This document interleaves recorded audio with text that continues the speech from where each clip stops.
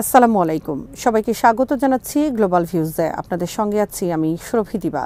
আজ জানাবো আন্তর্জাতিক গণমাধ্যমে আলোচিত সংবাদ ও বিশ্লেষণ। নির্যাতিত ফিলিস্তিনিদের প্রতি সমর্থন এবং ইয়েমেনে মার্কিন আগ্রাসনের জবাবে হুথি আনসারুল্লাহর সামরিক অভিযানে আরও তীব্রতা এসেছে।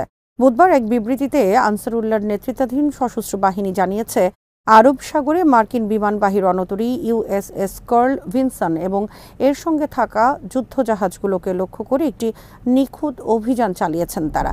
তাছাড়া মিসাইল হামলার মুখে বিপজ্জনক মোড় নিতে গিয়ে রণতরী থেকে যে যুদ্ধবিমানটি সাগরে ডুবে যাওয়ার খবর দিয়েছিল মার্কিন বাহিনী, তা হুথিদের হামলায় ভূপাতিত হয়েছিল বলে বিবৃতিতে জানানো হয়। বাহিনীর মুখপাত্র ব্রিগেডিয়ার জেনারেল ইয়াহিয়া সারি জানান, বেশ কয়েকটি ড্রোন ব্যবহার করে রণতরী কার্ল ভিনসন এবং এসকর্ট যুদ্ধজাহাজগুলোর বিরুদ্ধে অভিযান চালানো হয়। আরেকটি মার্কিন ক্যারিয়ার গ্রুপের সঙ্গে লড়াইয়ে নিজেদের বিজয়ী ঘোষণার পরদিন এই বীরত্বপূর্ণ হামলার খবর দিলেন সারি। তিনি বলেন, মার্কিন বিমানবাহী রণতরী ট্রুম্যানকে পিছু হটতে বাধ্য করার ২৪ ঘণ্টা পর ভিনসনকে আঘাত করা হয়। ওই হামলায় লোহিত সাগরের একেবারে উত্তরে সুয়েজ খালের দিকে পালিয়ে যায় ট্রুম্যান। ইয়াহিয়া সারি বলেন, ট্রুম্যানের বিরুদ্ধে আমাদের আশীর্বাদপূর্ণ অভিযানের প্রাপ্তির মধ্য ছিল একটি F-18 যুদ্ধবিমান ভূপাতিত করা এবং আমাদের দেশের বিরুদ্ধে শত্রুদের চালানো বিমান হামলা ব্যর্থ করা। আরেকটি সাফল্য হল মুহুর্মুহু মিসাইল ও ড্রোন হামলার মুখে লোহিত সাগরের একেবারে উত্তরের দিকে ট্রুম্যানের পলায়ন। শুধু মার্কিন স্বার্থের বিরুদ্ধে হামলার মধ্যে অভিযানকে সীমাবদ্ধ রাখেনি হুথি আনসারুল্লাহ। ইসরায়েলের কৌশলগত অবস্থানগুলোকে লক্ষ্য করে আরও ২ দফা ড্রোন হামলা চালানো হয়েছে বলে জানান সারি। এর মধ্যে একটি হামলা হয় ইয়াফা এলাকায়। এতে ইয়াফা শ্রেণীর ড্রোন ব্যবহার করা হয়।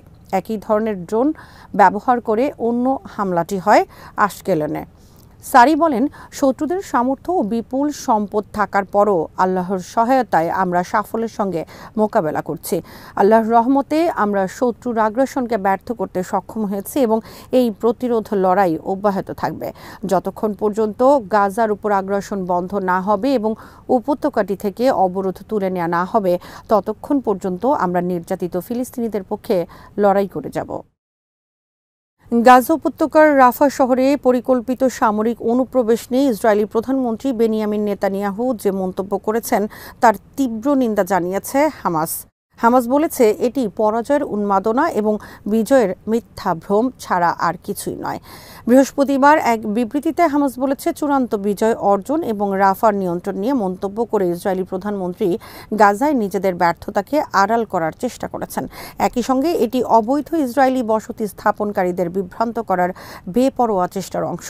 বিবৃতিতে বলা হয়, গাজায় যখন ব্যর্থতায় ডুবতে বসেছে ইসরায়েলি সেনাবাহিনী, তখন এই মন্তব্য ইসরায়েলিদের বিভ্রান্ত করার এমন একটি চেষ্টা যার সঙ্গে বাস্তবতার কোনো মিল নেই।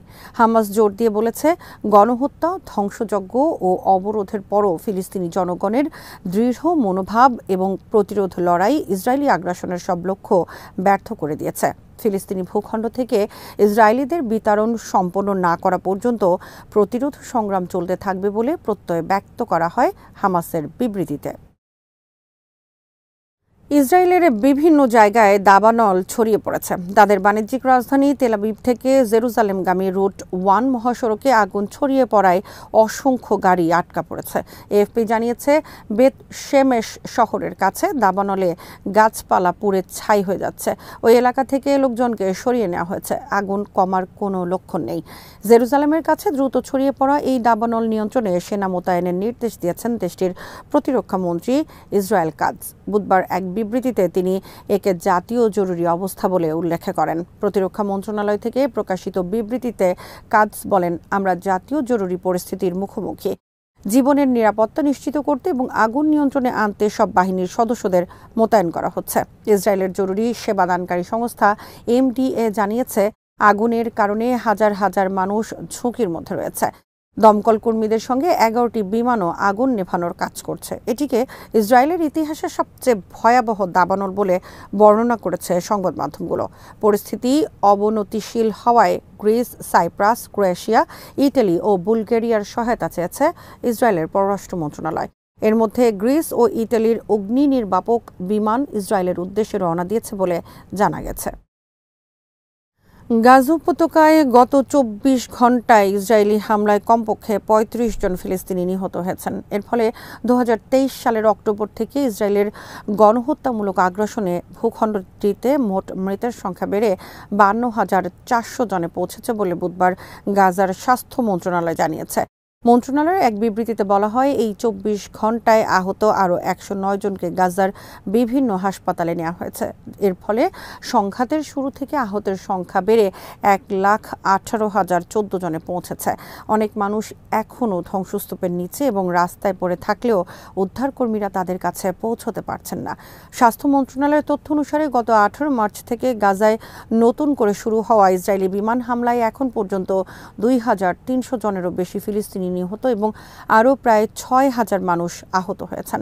গাজার মিডিয়া অফিসের আপডেট তথ্য বলছে ২০২৩ সালের অক্টোবর থেকে এ পর্যন্ত নিহতের সংখ্যা ৬১,৭০০-রও বেশি হবে, কারণ ধ্বংসস্তূপের নিচে আটকা পড়া হাজার হাজার মানুষ আর বেঁচে নেই বলেই ধারণা করছেন তারা।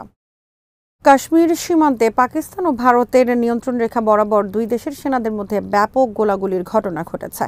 পাকিস্তানের নিরাপত্তা বাহিনীর গুলি বর্ষণে ধ্বংস হয়েছে ভারতীয় সেনাবাহিনীর চেকপোস্ট ও বাংকার। দ্য নিউজ জানিয়েছে, ভারতীয় সেনারা বিনা উস্কানিতে গুলি চালালে পাল্টা জবাব দেয় পাকিস্তানের নিরাপত্তা বাহিনী।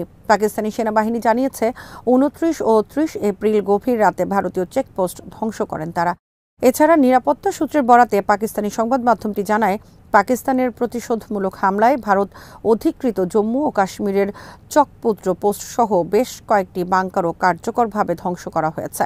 দেশটির নিরাপত্তা সূত্রের মতে, ভারতীয় সেনারা কিয়ানি এবং মন্ডল সেক্টরে বিনা উস্কানিতে ছোট অস্ত্রের মাধ্যমে গুলি চালায়। এরপর পাকিস্তান সেনাবাহিনী যথাযথভাবে প্রতিশোধ নেয়। এর আগে বুধবার পাকিস্তানের আকাশ সীমার কাছাকাছি টহল দেয়া ভারতীয় যুদ্ধ বিমানগুলোকে তাড়িয়ে দেওয়া হয়েছে বলে জানায় ইসলামাবাদ।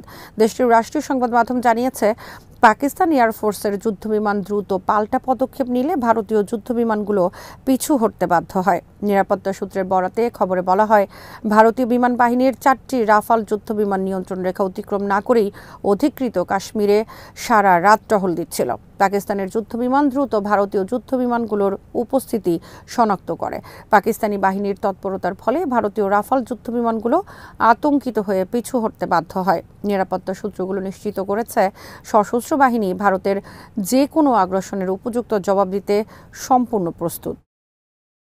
এদিকে ভারতের উত্তরপ্রদেশের অযোধ্যায় রাষ্ট্রীয় মদতে উগ্রবাদী হিন্দুদের হাতে ধ্বংস হওয়া ঐতিহাসিক বাবরি মসজিদের স্থলে নতুন বাবরি মসজিদের প্রথম ইট পাকিস্তানি সৈন্যরা স্থাপন করবেন বলে ঘোষণা দিয়েছেন পাকিস্তানের সিনেটর পালওয়াসা মোহাম্মদ জাই খান। পাকিস্তানি পার্লামেন্টের উচ্চকক্ষ সিনেটে পালওয়াসার এই বক্তব্যের ভিডিও সামাজিক মাধ্যমে ভাইরাল হয়েছে। তিনি বলেন, অযোধ্যায় নতুন বাবরি মসজিদের প্রথম ইট বসাবেন পাকিস্তানি সেনারা এবং প্রথম আজান দেবেন সেনাপ্রধান আসিম মুনির নিজেই। পালওয়াসা বলেন, ভারতীয়রা পাকিস্তানকে হুমকি দেয়, তাদের জেনে রাখা উচিত শেখ সেনারা পাকিস্তানে হামলা করবেন না, কারণ এই পাকিস্তান তাদের গুরু নানকের ভূমি। এই যুদ্ধ পরিস্থিতিতে মুখ খুলেছেন কারাবন্দী সাবেক প্রধানমন্ত্রী ইমরান খান।